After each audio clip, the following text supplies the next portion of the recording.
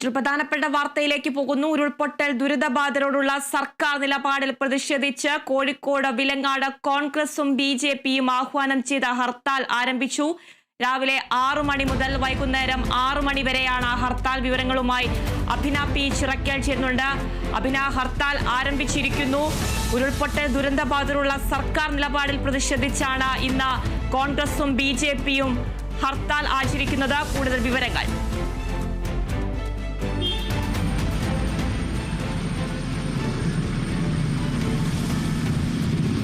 ആതിര, ഇതൊരു രാഷ്ട്രീയപരമായിട്ടുള്ള ഒരു സമരമല്ല എന്ന് തന്നെ ആദ്യഘട്ടത്തിൽ തന്നെ നമുക്ക് പറയാനാകും. കാരണം കഴിഞ്ഞ ദിവസങ്ങളിൽ ഈ ഒരു മഴക്കാലം തുടങ്ങിയതു മുതൽ തന്നെ വിലങ്ങാട് ദുരിതബാധിതരെ സംബന്ധിച്ചിടത്തോളം ഇനി എങ്ങോട്ട് പോകും അല്ലെങ്കിൽ എവിടെ ജീവിക്കും എന്നുള്ളൊരു ആശങ്ക ഈ വിലങ്ങാട് പ്രദേശവാസികളെ സംബന്ധിച്ചിടത്തോളം ഉണ്ടായിരുന്നു. ഇതിനോടകം തന്നെ ഈ മഴ, അതായത് ഈ വിലങ്ങാട് വീണ്ടും ഈ ഒരു മഴ പെയ്തതോടുകൂടി വിലങ്ങാട് വീണ്ടും വെള്ളത്തിനടിയിൽപ്പെട്ട ഒരു അവസ്ഥ തന്നെയായിരുന്നു. അതോടൊപ്പം തന്നെ വീണ്ടും ഈ വിലങ്ങാട് ഉരുൾപൊട്ടുമോ എന്നൊരു ഭയത്തിലും ആശങ്കയിലും തന്നെയായിരുന്നു കഴിഞ്ഞ കുറേ ദിവസങ്ങളായി പ്രദേശവാസികളെല്ലാം തന്നെ ഉണ്ടായിരുന്നത്. കഴിഞ്ഞ ഉരുൾപൊട്ടലിന് ശേഷം സർക്കാർ ഈ ഭാഗത്തേക്ക് തിരിഞ്ഞു നോക്കിയില്ല എന്നുള്ളൊരു ആരോപണവും വിലങ്ങാട് പ്രദേശവാസികളുടെ ഭാഗത്തു നിന്നും നിലനിൽക്കുന്നുണ്ട്. അതുകൊണ്ട് തന്നെ ഇന്നലെ ഏകദേശം 6 മണി രാവിലെ 6 മണിയോട് കൂടി ആരംഭിച്ച സമരം പിന്നീട് പോലീസ് ഇടപെട്ട് വഷളാക്കുകയായിരുന്നു എന്നുള്ളതാണ് നമുക്ക് അറിയാൻ സാധിച്ചിരിക്കുന്നത്. കാരണം ഈ കുട്ടികളും സ്ത്രീകളും ഉൾപ്പെടെയുള്ള നിരവധി ആളുകളാണ് ഈ സമരത്തിൽ പങ്കാളികളായിട്ടുണ്ടായിരുന്നത്. ഒരിക്കലും ഒരു രാഷ്ട്രീയപരമായിട്ടുള്ളൊരു സമര പ്രതിഷേധമായിരുന്നില്ല വിലങ്ങാട് നമ്മൾ കണ്ടുകൊണ്ടിരുന്നത് എന്നുള്ളതാണ്. കാരണം ഈ ഒരു മഴ തുടങ്ങിയതിനു ശേഷം വിലങ്ങാടിലെ നിരവധി സ്ത്രീകളും കുട്ടികളുമാണ് വില്ലേജ് ഓഫീസിന് മുൻപിൽ ഉപരോധം തുടങ്ങിയിട്ടുണ്ടായിരുന്നത്. ഇന്ന് നിലവിൽ 6 മുതൽ 6 മണി, രാവിലെ 6 മുതൽ വൈകിട്ട് 6 വരെയാണ് പ്രതിഷേധ പരിപാടികൾ സംഘടിപ്പിച്ചിരിക്കുന്നത്.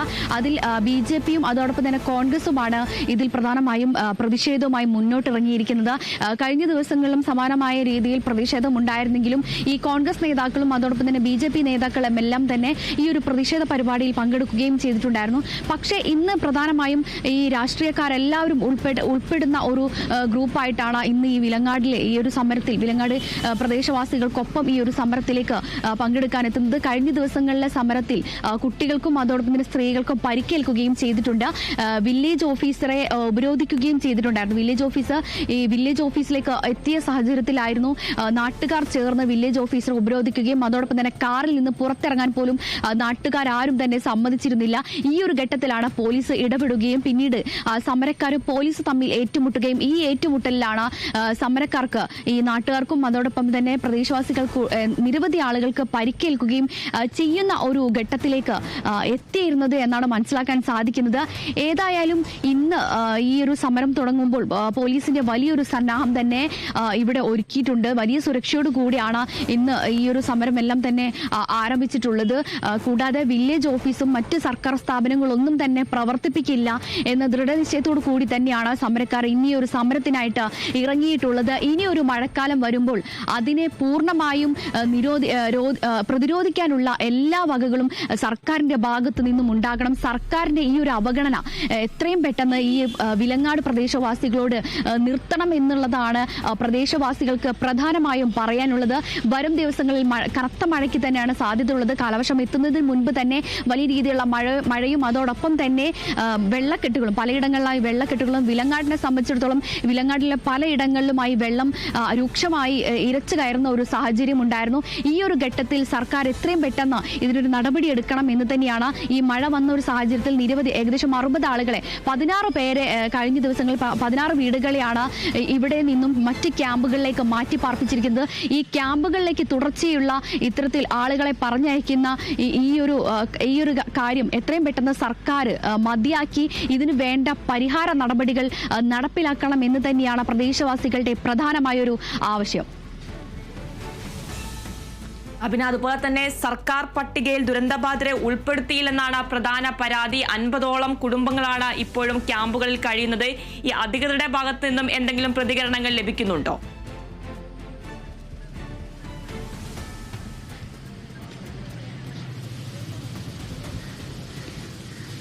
നിലവിൽ ഇന്ന് റവന്യൂ ഡിപ്പാർട്ട്മെന്റും അതോടൊപ്പം തന്നെ മറ്റ് വില്ലേജ് ഓഫീസർമാരെല്ലാവരുടെയും നേതൃത്വത്തിൽ ഇന്നൊരു പരിശോധന നടത്തുന്നുണ്ട് എന്ന് മാത്രമാണ് നമുക്ക് അറിയാൻ സാധിച്ചിട്ടുള്ളത്.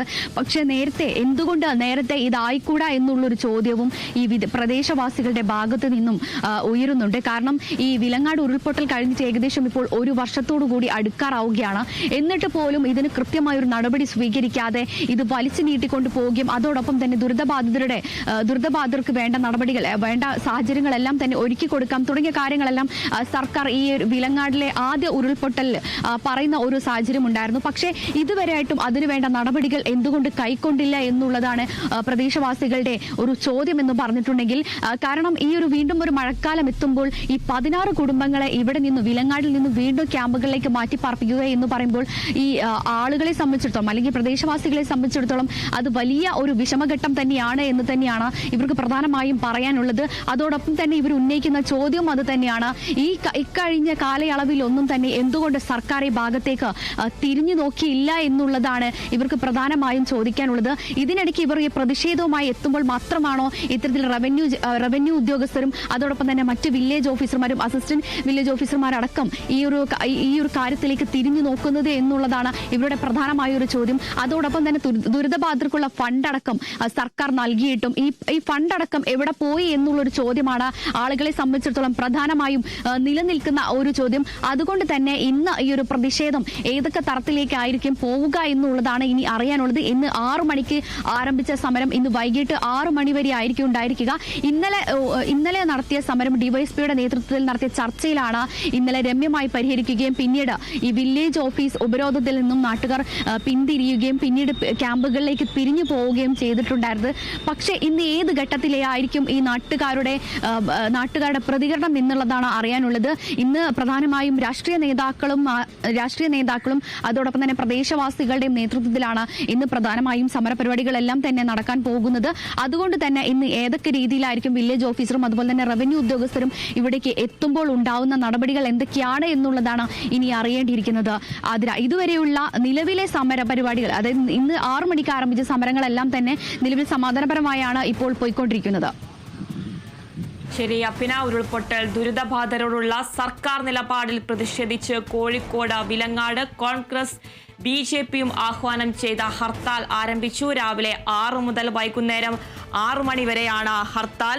പ്രതിഷേധം ദുരന്തബാധിതരെ സർക്കാർ അവഗണിച്ചെന്ന് ചൂണ്ടിക്കാട്ടിയാണ്. സർക്കാർ പട്ടികയിൽ ദുരന്തബാധിതരെ ഉൾപ്പെടുത്തിയില്ലെന്നാണ് പ്രധാനമായും ഉയരുന്ന പരാതി. 50ഓളം പേരാണ് ഇപ്പോഴും ദുരിതാശ്വാസ ക്യാമ്പിൽ കഴിയുന്നത്.